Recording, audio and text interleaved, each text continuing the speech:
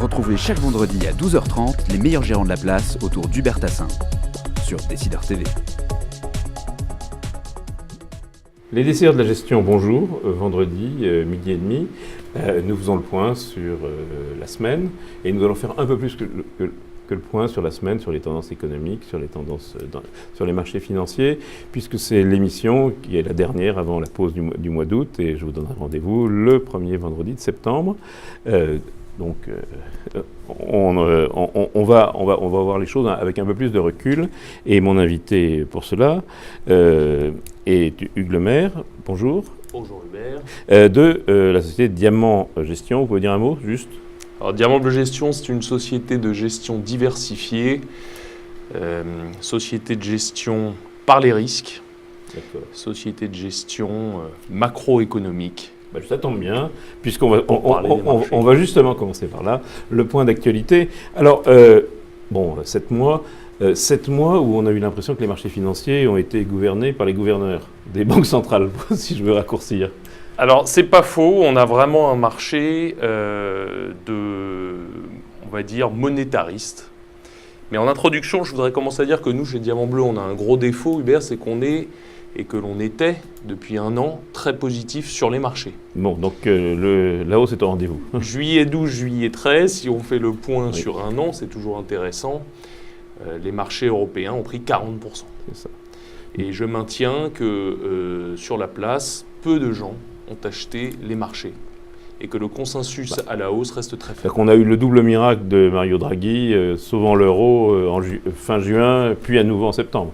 Oui, alors il s'est passé quelque chose de passionnant et je dirais presque d'historique que les personnes doivent bien comprendre. 26 juillet 2012, célèbre phrase de Mario Draghi, nous ferons tout ce qui est nécessaire et croyez-moi, ce sera assez. C'était un changement de paradigme complet. C'était pas M. Trichet. M. Draghi. C'est juste sûr que c'était pas M. Trichet. Précisément, c'était pas M. Trichet. Mario Draghi change vraiment de paradigme à ce moment-là. Et 4 juillet 2013, donc c'était vraiment il y a quelques jours, on a à nouveau une évolution dans ce changement de paradigme qui est un élargissement, sans le changer en surface, sans changer le mandat de la BCE en surface, un élargissement quand même des prérogatives avec un certain nombre de points très importants. Je voudrais en citer deux très brièvement. D'une part, une décision unanime de maintenir une politique monétaire très accommodante. Et unanime, ça veut dire quoi ? Ça veut dire qu'il y a les Allemands dedans. Et deuxièmement, un risque sur la stabilité des prix. Vous savez que c'est le mandat qui est assez décrié de la BCE, mais stabilité à la hausse comme à la baisse. Donc c'est la première fois qu'est évoqué ce risque de déflation des actifs. Et il y avait un certain nombre d'autres choses importantes, j'ai cité que donc ça a changé la règle du jeu sur les marchés européens. Ça change clairement les règles du jeu. Alors, il y a eu quelque chose, en plus de Banque centrale, ou pas seulement de Banque centrale, il y a un gouvernement qui marque les 7 mois, même un peu plus, c'est le Japon. Alors, exactement. Ou alors là, on est allé plus loin, puisqu'on a même cette semaine une annonce d'un peu d'inflation, ce qui est une sorte de miracle dans ce pays-là. Oui, une politique monétaire également très expansionniste au Japon. Monsieur Abe, ce qu'il faut retenir de l'actualité pour le coup récente, c'est la victoire de sa coalition au Sénat. Et un travail, je dirais, main dans la main avec une banque centrale, entre guillemets, indépendante du Japon, mais avec M. Kuroda, c'est évidemment une politique qui est menée de concert et qui est extrêmement accommodante. Et si on finit ce petit tour du monde sur l'actualité récente, la Réserve fédérale américaine qui continue d'injecter 85 milliards de dollars par mois dans l'économie et qui a une mission pour le coup très claire, qui est la reflation du prix des actifs. Alors justement, juste un mot sur la Réserve fédérale américaine. Il y a eu un discours où à un moment, on a annoncé que peut-être un jour il y aurait une inflexion et ça a suffi pour mettre un peu de trouble sur les marchés. Oui, nous on l'avait un peu sous-estimé ça parce que selon nous, il y a à la fois, je dirais, un monitoring sur le fond et une communication sur la forme de la Réserve fédérale qui est excellente. Et encore une fois, qui n'a qu'un objectif, et ça il faut vraiment que les personnes qui nous écoutent le comprennent, c'est de faire monter le prix des actifs. Parce que la politique américaine, c'est une reflation par les actifs qui crée un effet richesse, qui crée un effet confiance sur la consommation et qui crée un surplus de demande dans l'économie. Et de ce point de vue-là, on a eu des statistiques immobilières plutôt bonnes, des commandes Alors voilà, c'est un peu mon point. C'est un peu mon point, c'est que dans une économie qui a retrouvé une forme et on va dire un développement assez normal. Est-ce que c'est justifié, et c'est vraiment la question que Bernanke a posée, est-il justifié de continuer une politique monétaire aussi anormale? Et clairement, on avait eu des avertissements depuis le début de l'année. Oui. On avait eu 4 avertissements depuis le mois de janvier. On en a eu un peu plus sévère, mais il est clair, et je crois vraiment qu'il faut s'en réjouir. Mais on a un peu de stop and go. Oui, la bonne nouvelle, c'est une bonne nouvelle. La bonne nouvelle, c'est que le pari a marché, parce qu'attention, la sortie par le bas, c'était une hyperinflation sans reprise de l'économie. Oui, on sait que ça a marché. L'obsession de Bernanke, c'était la fameuse hausse des taux de 1934, et donc le scénario années 30. Absolument. Donc il est un spécialiste économique, etc. Je dirais qu'à plusieurs titres, il faut s'en réjouir.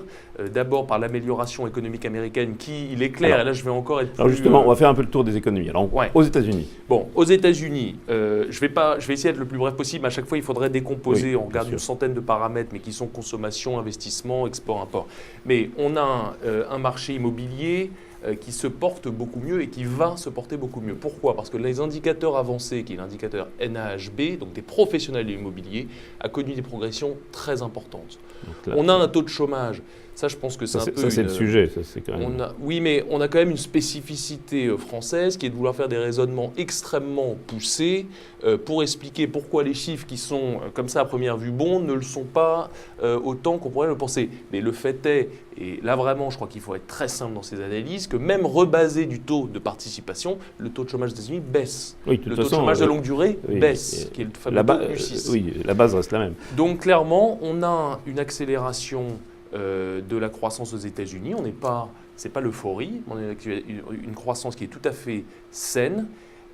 Et qui plus est, je rappelle qu'avec les réductions d'impôts qui devaient entrer en jeu et avoir un impact très fort sur le GDP, sur le taux de croissance américaine, pour l'instant, ça a un effet beaucoup plus mitigé que ce que des personnes très clairvoyantes avaient prévu. Ce qui veut dire qu'il y a aussi un peu plus de cohérence budgétaire qui se met en place très progressivement. Absolument, mais il y a une réduction également du déficit et de la dette dans le même temps. Donc l'économie américaine, elle est repartie. C'est pas des taux colossaux, mais elle est repartie. Elle est repartie.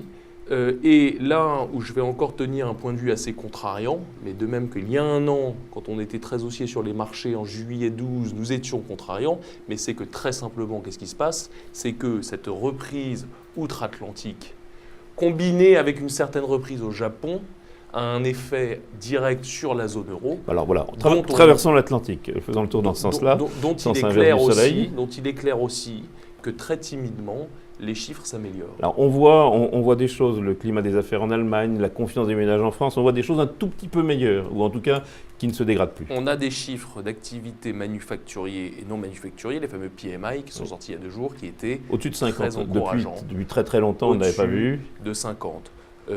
Après, ça veut dire que ça va mieux. Oui, ça va mieux. Ça part de très bas. Oui. Donc la lecture négative, c'est que ça ne pouvait pas tellement aller plus bas. Donc évidemment, ça rebondit un peu. Après, et c'est justement le problème propre à la zone euro, il faudra regarder pays par pays. Ça va quand même très bien en Allemagne. On ne peut pas parler de plein emploi, mais pas loin. Et à côté de ça, on a des pays comme la France, bien sûr, et l'Espagne, avec des taux de chômage qui restent extrêmement élevés et dont il n'est pas prévu, et là je ne donne pas mon avis, je cite l'OCDE et le FMI, et dont il n'est pas prévu qu'il baisse avant 2014. 2 choses. On a touché le fond de la piscine quand même en Europe. Pour vous, le bas du cycle, il est passé où on y est. Voilà, oui, j'aimerais tenir un raisonnement très simple aux personnes qui nous écoutent, parce qu'il faut être un peu simple et direct dans ces raisonnements. La reprise américaine est en train d'impacter positivement l'économie européenne. C'est aussi simple que ça. Alors, on continue le tour, mais on va tout au bout. Au Japon d'abord, donc Japon, réussite de la politique AB pour le moment? Non, c'est trop tôt pour le dire. Le prix des actifs, que ce soit les marchés boursiers, que ce soit le yen, que ce soit le niveau des taux d'intérêt, tend à prouver que sur l'économie réelle, la politique de Shinzo Abe va être un succès. Voilà. C'est un peu tôt pour le dire. On a les premiers signes. Vous avez cité l'inflation. C'est bien, c'est encourageant. C'est beaucoup trop tôt pour le dire. Alors, ensuite, le modèle précédent, c'est-à-dire la Chine et l'ensemble des émergents tiraient l'économie mondiale. On a l'impression aujourd'hui que c'est aux États-Unis de faire le job. Oui, mais de toute façon, ma conviction est que les États-Unis sont le grand gagnant de cette sortie de crise. pour un certain nombre de raisons que je pourrais développer et qu'on parlera des valeurs tout à l'heure, je crois, donc on va avancer. j'en parlerai. Sur la Chine et sur les pays émergents. Moi, je n'ai jamais investi dans ces pays émergents depuis 3 ans. Je considère sur la Chine qu'on a trop peu d'informations fiables. Qu'il y a un indicateur intéressant à suivre qui est celui des actions locales, les fameux A-shares qui sont achetés par la population, c'est très retail comme marché par la population chinoise, qui montre bien en tout état de cause qu'il y a un niveau de confiance, un degré de confiance dans l'avenir qui est faible. Voilà, on a des indices qui, qui baissent de 11-12% oui, depuis absolument. le début de l'année. Je ne m'exprimerai pas trop sur les chiffres officiels qui sont donnés, que ce soit la croissance, que ce soit l'investissement. Alors en revanche, la Chine, on avait une autre manière de la jouer. La Chine et les émergences, c'était l'émergence de populations de nouveaux riches, entre guillemets, donc en jouant les valeurs de luxe, voire les valeurs un peu moins de luxe de consommation, type L'Oréal. Alors, ce qui est extraordinaire, et ça aussi... les personnes qui nous regardent doivent en être conscientes, c'est que pourquoi on ne voulait pas investir dans les marchés émergents depuis 3 ans, c'est que nous sommes en zone euro, sur le marché le moins cher au monde, voilà, avec le marché chinois, le plus liquide, avec les États-Unis, bien entendu, qui regorge d'opportunités. Pourquoi aller chercher des cas d'investissement très compliqués, alors qu'on a en France et en Allemagne des superbes sociétés qui ne valaient, parce que c'était déjà il y a 1 an, mais qui sont toujours peu valorisées, qui à l'époque ne valaient rien. Alors, juste un petit point toujours dans ce bilan d'1 an ou de 7 mois, ça dépend quelle référence on prend. Les marchés de taux, qu'est-ce qui s'est passé sur les marchés de taux ? C'est passionnant ce qui se passe sur les marchés de taux, parce que pourquoi est-ce qu'on est confiant sur les marchés boursiers pour les mois à venir ? Regardez une feuille avec l'ensemble des indicateurs depuis le début de l'année, ou même sur 1 an, le raisonnement est le même. Si vous regardez les indices boursiers, ça a bien monté dans les développés, ça baisse dans les émergents, voilà, mais ce n'est pas trop ce qui m'intéresse. Ce qui m'intéresse, c'est les marchés de taux. Et pour la première fois en 2013, sur 1 an glissant ou même sur l'année, peu importe, vous commencez à faire zéro, voire à perdre de l'argent sur vos investissements sur les taux. Pourquoi ? Parce qu'on commence à avoir les prémices d'une remontée des taux d'intérêt. Une célèbre banque d'investissement que je ne citerai pas appelle ça la Great Rotation, une grosse rotation séculaire. Ça a été le grand sujet, mais pour le moment, ce n'est pas le cas. Des actions, des obligations vers les actions. Et ça commence. La grande rotation, elle est devant nous. C'est pas le cas, mais moi je modérerai votre remarque parce que si des investisseurs institutionnels en Europe ou aux États-Unis commencent à perdre de l'argent sur leur portefeuille obligataire, ce qui sera une des premières années où ça arrive depuis les 10 dernières années. Peut-être même plus, depuis du fameux crack, mais c'est tout. Absolument. Eh bien, croyez-moi, ça change la donne. Parce qu'il y a un investissement qui est assez évident, que ce soit en termes de rendement, ou que ce soit en termes de valorisation. Ce sont les actions, on l'a bien compris. Alors, dernier point, or et matières premières. Alors, c'est 2 sujets différents, je sais. À part le pétrole, l'ensemble des données, avec beaucoup plus sur l'or que sur le reste, ça c'est plutôt de la baisse. Ouais, alors ça c'est un autre sujet. Le pétrole, il ne faut pas aussi faire des analyses très compliquées, ça dépend de l'offre et de la demande. L'offre, elle est de plus en plus élevée, notamment s'agissant des États-Unis, on va en reparler. Le pétrole de sable, voilà, exactement. Mais la demande repartira avec une économie qui repart. Et là, encore une fois, je n'ai pas d'avis là-dessus. Je cite l'OCDE et le FMI. Il est possible qu'en 2014, on ait quand même une reprise de l'économie mondiale par rapport à 2013. Et donc, probablement, il y aura des tensions sur la demande. Et donc, le pétrole, moi, autour de 100 à 120 $ le baril, ça me va très bien. Ça va très bien. Ça me va très bien pour gagner de l'argent sur les valeurs qui exploitent de la baisse sur les autres matières premières. Sur l'or et sur les autres matières. Ben oui, mais si vous voulez, les matières premières dépendent de l'activité. On est à un niveau d'activité 2012 et 2013 plus faible, donc on a eu une baisse des matières premières. Là aussi, il ne faut pas chercher des raisonnements très compliqués. Sur l'or, il est clair que l'or, et là, remarque à nouveau pour les personnes qui nous écoutent, il est important d'avoir des gestions contrariantes. Et l'or était le pari où tout le monde vous disait que dans un sens, dans l'autre, dans une situation, dans l'autre, ça allait monter. Justement, aujourd'hui, même si ça a un peu rebondi, est-ce que c'est le moment de regarder, peut-être pas d'acheter, mais de regarder ? Sur certaines valeurs aurifères, J'ai en tête Newmont Mining qui appartient au S&P 500, qui est une des plus grosses valeurs aurifères. Il est clair que si vous commencez à être valorisé à $500, $600 l'once d'or, il faut peut-être regarder. Quand elle vaut 1300, effectivement, ça laisse de la marge. Ça laisse de la marge, mais il ne faut pas ignorer que vous naviguez un peu à contre-courant parce que ça coûte de plus en plus cher et c'est de moins en moins rentable d'aller chercher de l'or parce qu'on va le chercher de plus en plus bas avec des techniques de plus en plus sophistiquées. Alors, deuxième point d'actualité. Je ne serai pas trop sur l'or. Non, j'ai bien compris. J'ai bien compris.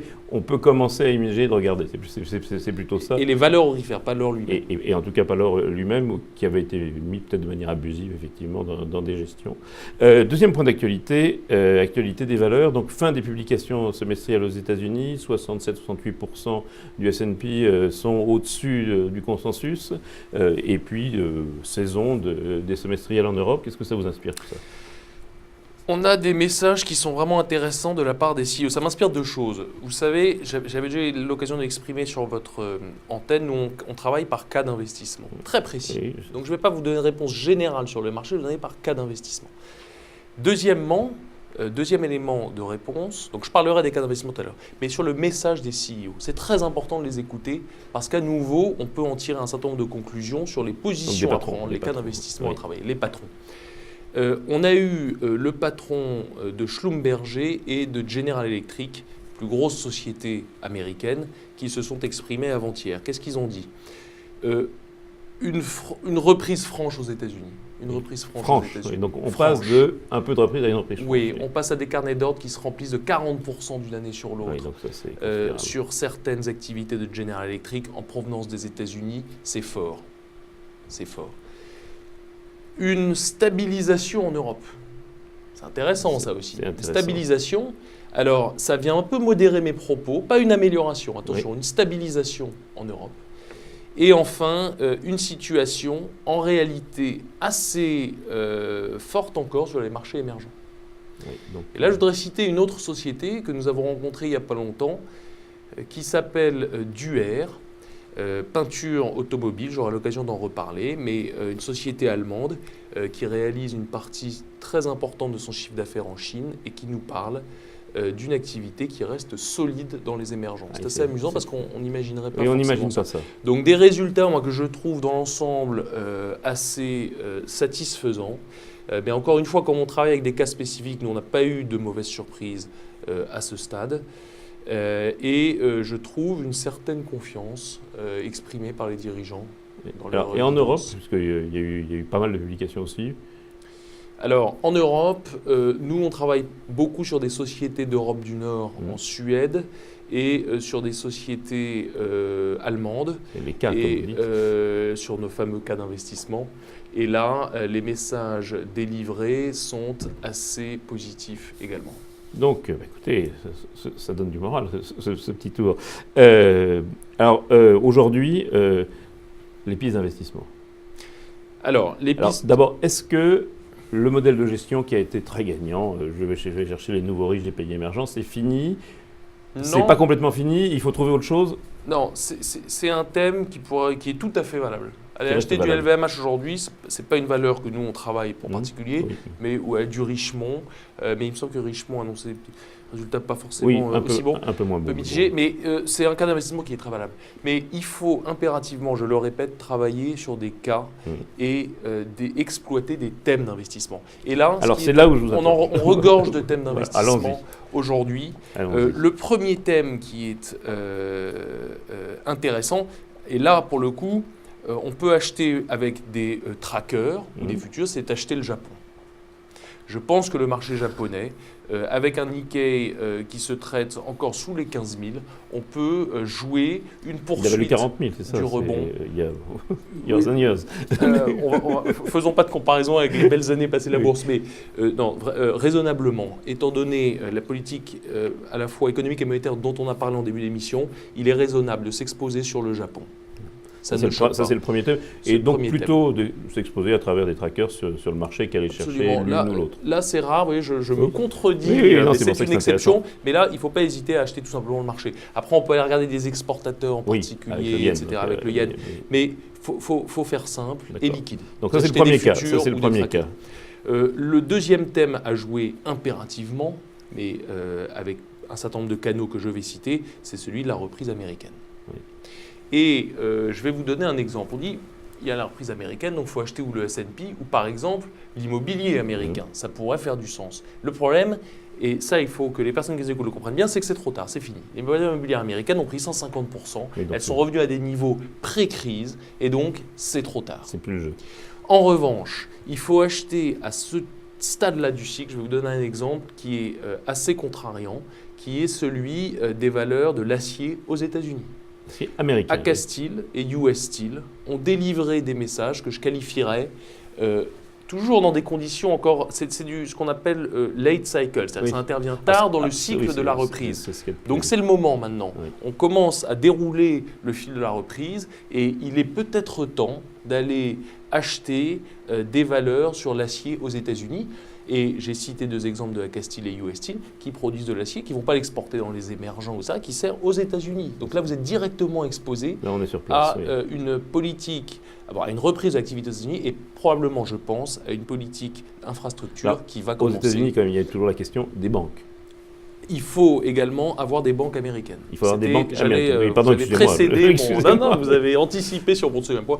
Il ne faut pas se priver. Et les banques américaines, ça va me permettre de passer à l'Europe. Travailler en barbel sur les banques. Je m'explique. Il faut acheter les banques les plus sûres. Et j'ai en tête Wells Fargo. Wells Fargo est une valeur qui a bien monté. Wells Fargo est une valeur qui est valorisée plusieurs fois son book, autour de 2 fois son book. Mais c'est une valeur qui quand les banques européennes sont à 0,6, 0,7.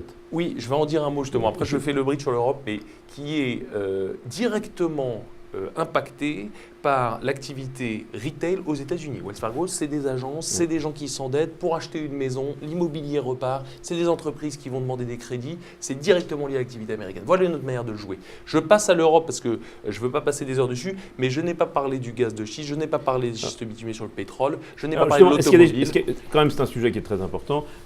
C'est pétrole de sable, c'est gaz de schiste, etc. Il y a quelque chose pour le jouer. Il faut, je vais recommander 3 valeurs aux États-Unis sur les services pétroliers. Oui. N'achetez pas d'intégrés, ce n'est pas forcément un pari très valable et vous êtes trop dépendant des prix du pétrole. Qu'est-ce qui s'est passé depuis l'accident dans le golfe du Mexique de Macondo avec BP? Les foreurs de pétrole aux États-Unis exigent la meilleure qualité de tuyaux. Tiens, peut-être acheter du Vallourec. Voilà, on en a une en France. Tiens, concurrent de Vallourec US Steel, dont je vous parlais pour l'acier, mais ils font aussi des tuyaux, donc il faut les acheter. Ils veulent la meilleure qualité de joints, ils veulent la meilleure qualité de robinet, parce qu'ils ne peuvent plus se permettre politiquement d'avoir un accident. Donc vous allez jouer les services Cameron, aux États-Unis. Ok. Alors en Europe, pardon. En Europe, je me sers des banques pour faire le passage sur la zone euro. La zone euro, à l'inverse, si jamais il y a le moindre espoir de reprise que j'évoquais en première partie d'émission sur la zone euro. Pourquoi ne pas aller acheter des banques de la zone euro? C'est-à-dire, autant aller au cœur du réacteur. On peut acheter du L'Oréal, du LVMH, du Sanofi, c'est une bonne idée, mais je propose, moi, de jouer de façon plus originale. Et je donne 2 exemples. Le premier, donc, est celui des banques. Et tant qu'à acheter des banques en zone euro, s'il y a ce moindre espoir de reprise, pourquoi ne pas aller voir les banques les moins chères qui offrent une bonne liquidité? À l'inverse des États-Unis, vous avez acheté la meilleure qualité chère, achetons de la moins bonne qualité qui est, je ne vais pas dire donné, ce serait excessif, mais bradé. Et j'ai en tête, par exemple, la banque Espírito Santo au Portugal qui est valorisée 0,3 fois ses actifs. Oui, vous avez parlé de 2 fois pour Wells Fargo, donc là on voit on passe de 2 à 0,3, on est pas 10 fois moins valorisé, mais presque. Pourquoi, je pose une question à vos auditeurs, pourquoi est-ce que SocGen serait valorisé 0,8 fois son book et Intesa San Paolo serait valorisé 0,4 fois son book? Est-ce qu'on ne peut pas s'interroger là-dessus? Regardez la qualité des books, regardez les expositions, regardez les différences. Est-ce qu'il ne faut pas acheter du Intesa San Paolo par hasard? On a eu beaucoup de SocGen chez Diamant Bleu Gestion. Oui, parce que c'était la SocGen et la Société Générale Crédit Agricole, c'était ceux qui étaient justement, qui répondaient un peu à votre critère. Absolument, et qui étaient à l'époque, il y a 1 an, valorisés 0,4 fois le book. On a fait 100% sur ces valeurs. Oui, donc... Et croyez-moi, on en a profité. Maintenant, il faut arbitrer SocGen et aller chercher du Intesa, aller chercher un tout petit peu plus loin dans le risque. Mais alors là, vous avez vraiment des prix extrêmement intéressants. Et croyez-moi, ce sont des sociétés qui sont très bien gérées. Merci pour elles, ça va très bien. Oui, c'est pas. Alors, les banques et... Deuxième élément à regarder, et là c'est assez complexe en réalité, mais c'est l'industrie. Parce que l'industrie européenne, et là je vais encore tenir un propos très mal poli, marche très bien. Elle marche très bien avec deux groupes qu'il faut distinguer. Le premier, c'est un certain nombre de sociétés en Europe du Nord. Et j'ai en tête Trelleborg, qui a annoncé ses résultats hier, qui vaut à peu près 114 couronnes suédoises. Et qui fait quoi?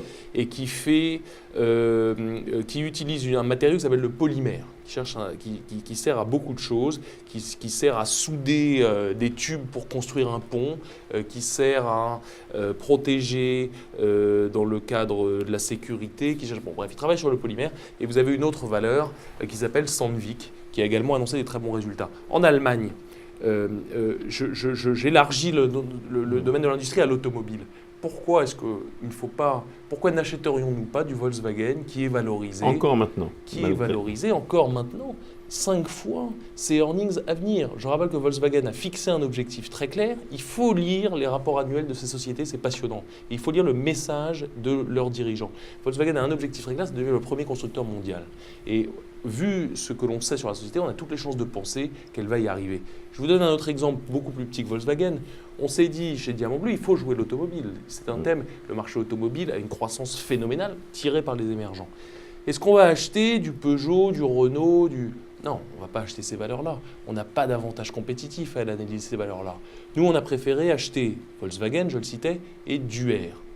Duer, qui est une société spécialisée dans les diffuseurs de peinture automobile. Vous savez, pour diffuser la peinture, il faut des espèces de petites douches qui sont extrêmement sophistiquées. Oui, c'est un boulot, spécialisée également dans la peinture automobile elle-même, spécialisée dans le refroidissement des chaînes de montage automobile. Nous avons acheté cette valeur qui cotait, il y a eu un split dessus, mais à 50 €, elle en vaut aujourd'hui plus de 100 € et vous continuez, en un an. Et on continue parce que je pense que cette valeur donc vaudra là c'est l'inverse. Dans l'automobile, vous allez chercher ce qui a déjà bien marché. Non, dans l'automobile, il y a 1 an et demi, on a été ramasser des valeurs à des prix totalement bradés et totalement injustifiés. Je voudrais citer un dernier thème. Mais vous ne touchez pas la France, qui pourtant n'est pas extrêmement chère, ni Peugeot, ni les sous-traitants, Faurecia, etc. Non. Même si les sous-traitants travaillent pour l'Allemagne en général. Mais on n'a pas d'approche par pays. Non. Ce n'est pas parce que c'est français. Ouais. Non, mais parce qu'il y a des cas d'investissement qui sont évidents. Ouais. Ils sont évidents parce qu'ils ne sont pas chers et parce qu'ils ont des perspectives extraordinaires. C'est pas la peine d'aller chercher plus compliqué. Ok, alors dernier. Et je cite un dernier exemple, je ne peux pas me retenir sur la zone euro, mais toujours en Allemagne, c'est un hasard, mais le fabricant de tracteurs Deutz, donc Deutz-Fahr, là, je pourrais repasser sur les États-Unis parce qu'on a du DIR et du ACO également. Les ventes de tracteurs augmentent en fonction des régions du monde très fortement. Ça va de 8%, 10%, 12% au Brésil, très fortement en Europe également. C'est des grosses machines quand même qui sont fabriquées. On parle de 300, 400, 500 000 € l'unité. Et Deutz-Fahr produit des moteurs de tracteurs. Et je veux faire bref sur l'histoire, mais Volvo, qui appartient comme vous le savez à des Chinois, a pris 25% du capital de Deutz-Fahr il y a 1 an, qu'ils ont payé 5,88 €. Et cette valeur Deutz, nous l'avons achetée nous à 3 €. Nous avons toutes les raisons de penser que le partenaire industriel qui est Volvo connaît mieux que nous la valorisation. Oui, elle vaut encore aujourd'hui 5 €. Très probablement, rapidement, elle ira à 5,88 €. On paye le même prix que Volvo. On paye le même prix au moins que le partenaire industriel. C'est un cas d'investissement intéressant. Ce sera la conclusion. Donc merci beaucoup pour ce tour très complet, pour ces cas précis.